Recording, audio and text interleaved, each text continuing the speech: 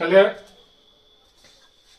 तो सभी कोई कैसे हैं दोस्तों। तो आज नंबर सिस्टम का नेक्स्ट क्लास शुरू करते हैं। ठीक है, आज ज़्यादातर एग्जाम बेस्ड क्वेश्चन देखेंगे, जो एक नंबर का क्वेश्चन आता ही है लगभग सभी क्वेश्चन में, और रेलवे हो या एसएससी हो या फिर जेटेट हो, सीटेट हो, कोई भी एग्जाम हो लगभग आता है। उस बेसिस पे क्वेश्चन देखेंगे, एग्जाम बेस्ड क्वेश्चन देखेंगे आज ज़्यादातर, उसके बाद बाकी आगे बढ़ेंगे।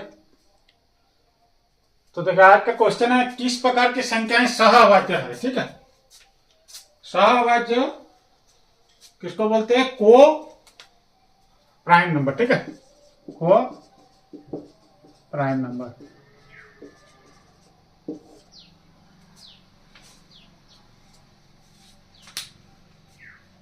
को प्राइम नंबर में क्या होता है? को प्राइम नंबर में जो आपका हाईएस्ट कॉमन फैक्टर होता है वह दोनों का एक होता है। ठीक है, वो क्या होता है? एक। ठीक है, इसका कॉमन हाईएस्ट कॉमन फैक्टर एक होता है। इसमें क्या होता है? संख्याओं का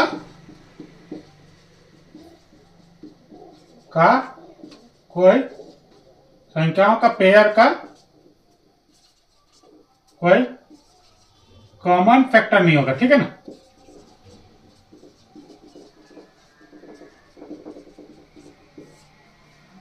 कॉमन फैक्टर सिर्फ उसका एक ही होगा, एक के अलावा कोई भी कॉमन फैक्टर उसका नहीं होगा।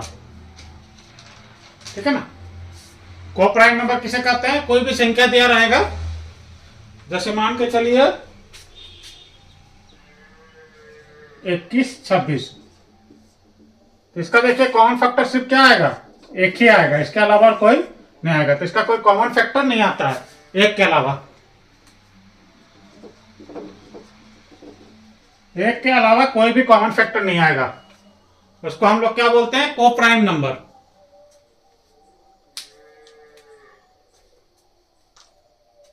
और एक चीज याद रखिएगा,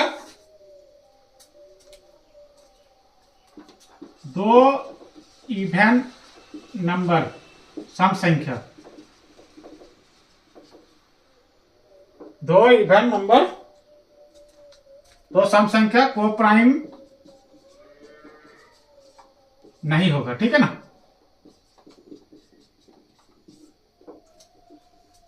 दो इवन नंबर को प्राइम नहीं होगा, ये चीज याद रखिएगा।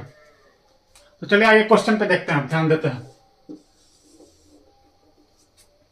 किस प्रकार की संख्याएं सहअभाज्य नहीं है? बोला है नहीं है, पूछा है, को प्राइम नहीं है।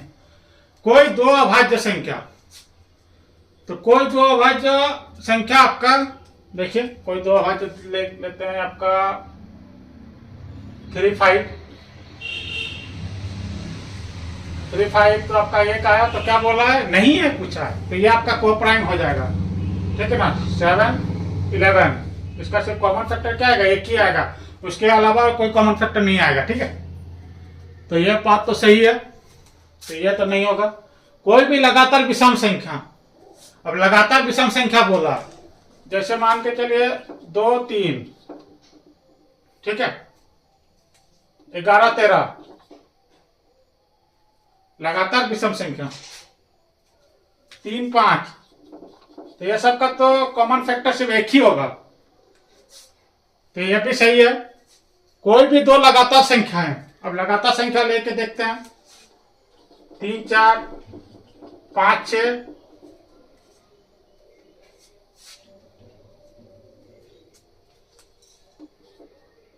7, 8, तो यह भी आपका सही है। कोई भी दो लगातार सम संख्या है, तो कोई दो लगातार सम संख्या देख के देखते हैं, 4, 6, तो इसमें आपका कॉमन फैक्टर आ जाएगा। और को प्राइम का क्या है हम लोग का, कि एक के अलावा कोई भी और फैक्टर नहीं निकलना चाहिए, तो आपका डी नंबर क्वेश्चन सही है।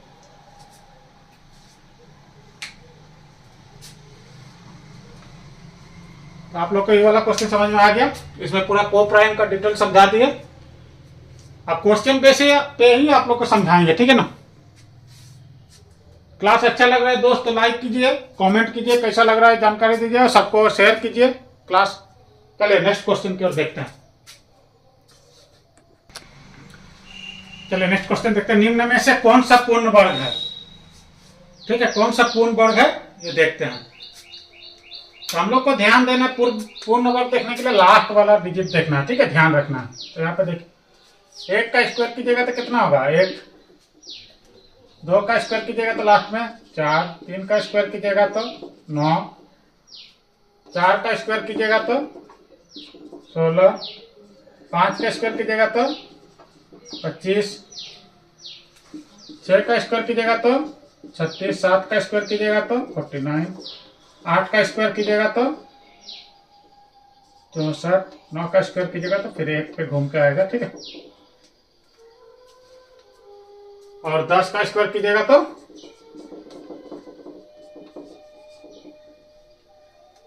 तो हम लोग को पूर्ण वर्ग देखने के लिए हम लोग को थोड़ा ध्यान देना है कि लास्ट में 1 4 9 6 5 6 9 4 1 0 ये होना चाहिए, ठीक है।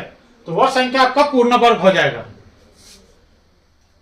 तो इसमें देखिए लास्ट में 2 है तो ये आपका पूर्ण वर्ग नहीं होगा, लास्ट में 7 है ये भी पूर्ण वर्ग नहीं होगा, लास्ट में 9 है ये होगा, लास्ट में 8 है ये भी 1 4 9 6 5 6 9 4 1 0 इसमें से नहीं है 8, तो ये तीनों नहीं होगा। तो क्वेश्चन नंबर सी आपका पूर्ण वर्ग हो जाएगा, ठीक है। पूर्ण वर्ग देखने के लिए हम लोग को देखना है कि लास्ट में क्या क्या होना चाहिए, 1 4 9 6 5 0, 1 4 5 6 9 और 0, ये होने से आपका पूर्ण वर्ग हो जाएगा। और बाकी कोई भी संख्या रहे तो वो पूर्ण वर्ग नहीं होगा, ठीक है। चलिए नेक्स्ट क्वेश्चन की ओर बढ़ते हैं। तो नेक्स्ट क्वेश्चन है 50 को किस न्यूनतम संख्या से गुना करने पर पूर्ण वर्ग हो जाएगा। 50 तो पूर्ण वर्ग नहीं है तो क्या करेंगे, पहले एलसीएम निकाल लेंगे, ठीक है। 25 5 तो 50 का आपका अभाज्य गुणनखंड क्या होगा, 2 × 5 × 5। तो जोड़ी करेंगे, जोड़ी में 1 जोड़ी है 2, तो इसमें 2 गुना करेंगे तो आपका पूर्ण वर्ग हो जाएगा। 50 × 2 100, 100 आपका पूर्ण वर्ग है, ठीक है।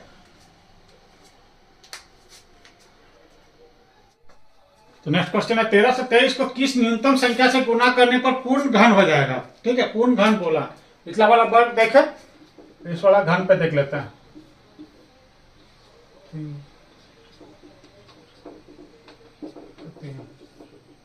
3 1 3 3 4 12 3 7 21 3 4 12 3 9 27 7 × 7 1323 का अभाज्य गुणनखंड हो जाएगा 3 × 3 × 3 × 7 × 7, तो 3 का क्यूब × 7 स्क्वायर।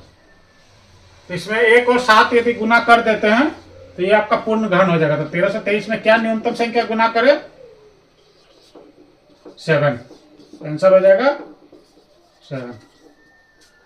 ऐसे 1 नंबर का क्वेश्चन है, ठीक है ना। चलिए अब नेक्स्ट क्वेश्चन देखते हैं। नेक्स्ट क्वेश्चन है 2.42 × 7.8 दशमलव के बाद कितना अंक होंगे, ठीक है। तो कितना दशमलव के बाद कितना अंक है, 1 2 3, तो यहाँ कितने होंगे 3, कुछ भी आएगा इसके बाद 1 2 3 संख्या होंगे, ठीक है। ऐसे कुछ भी रहे 2.4289 × 7.269 दशमलव के बाद पूछे कितने अंक होंगे, तो 1 2 3 4 5 6 7, 1 2 3 4 5 6 7, इधर आगे कितना भी आए, दशमलव के बाद कितना अंक होंगे इसमें 7, ठीक है। चलिए नेक्स्ट क्वेश्चन है 99.75 × 0.02554 दशमलव के बाद दाईं ओर कितने अंक होंगे। तो देखिए 9975 × 0.02554, तो ये सब क्वेश्चन में एक चीज ध्यान रखिएगा, देखिए यहाँ 5 है और यहाँ 4 है, तो इसको गुना कीजिएगा तो क्या होगा, एक लास्ट में 0 आएगा, ठीक है। 5 4 को गुना करने से क्या होगा 20 आएगा, तो एक 0 आएगा। तो दशमलव के दाईं और 0 का कोई वैल्यू नहीं होता है, ठीक है ना। तो इसमें देखिए कितना होगा, 1 2 3 4 5 6 7 7 होता है, ठीक है। यहाँ पे 1 2 3 4 5 6 7 7 संख्या होता, लेकिन यहाँ आपका 0 आ जाएगा। ये जो गुना कीजिएगा ना, तो यहाँ आपका लास्ट डिजिट में 0 हो जाएगा। तो यदि ऐसा क्वेश्चन आता है, ठीक है, तो यहाँ पे आपका यदि रहता है ऑप्शन में 8 7 6 9 कुछ भी रहे, ठीक है, तो यहाँ पे 7 नहीं कीजिएगा, इसका आंसर 6 होगा, क्योंकि दशमलव के बाद 0 का वैल्यू नहीं होता। तो आपका कितना हो जाएगा देख लीजिए, 1 2 3 4 5 6। तो दशमलव के दाईं ओर कितना संख्या होगा,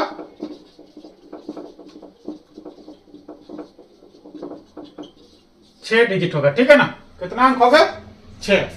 यदि 0 आ जाता है तो उसको हटा देना, ठीक है, कोई भी संख्या है। 2.523 इंटू 0.55। तो यहाँ देखिए आपका दशमलव के बाद एक 0 आ जाएगा, तो कितना आ जाएगा, 1 2 3 4 5 6 6 होता, लेकिन 0 आ जाएगा, तो आपका वहां पे 5 ही होगा, ठीक है। तो यहाँ पे कितना आएगा, 5। दशमलव के दाईं ओर कितने अंक आएंगे, 5। ये चीज हमेशा याद रखिएगा, ये क्वेश्चन बहुत फंसाने वाला है, ठीक है। ये फट से आप गिनिएगा, 1 2 3 4 5 6 7 मारिएगा, 7 मार्क आ जाएगा, लेकिन आपका ये आंसर 6 होगा, क्योंकि यहाँ गुना कीजिएगा तो एक 0 आ जाएगा। दशमलव के बाद 0 का कोई वैल्यू नहीं होता। तो ये चीज हमेशा ध्यान रखिएगा। तो मिलते हैं दोस्तों नेक्स्ट क्लास में। तो हमारे चैनल से जुड़िए, सभी कोई हमारे चैनल के फैमिली मेंबर बनिए, और सभी दोस्तों को शेयर कीजिए, लाइक कीजिए, क्लास कैसा लग रहा है कमेंट कीजिए, और सब्सक्राइब कीजिए और बेल बटन दबाइए। आप लोग को रेगुलर बेसिस पे क्लास दिया जाएगा। और आपके घर में कोई 10th का भी पढ़ रहे हैं तो 10th का भी सीरीज चल रहा है, तो वह क्लास भी शेयर कीजिए उन लोग को। और इंग्लिश का क्लास भी अपडेट होगा, तो सभी को शेयर कीजिए, क्लास 10th वाले को शेयर कीजिए, अपने दोस्तों को शेयर कीजिए। बेसिक से शुरू करेंगे, एकदम बेसिक से हर कोई चीज, हर कोई टॉपिक को। चलिए मिलते हैं दोस्तों नेक्स्ट वीडियो में। Thank you guys.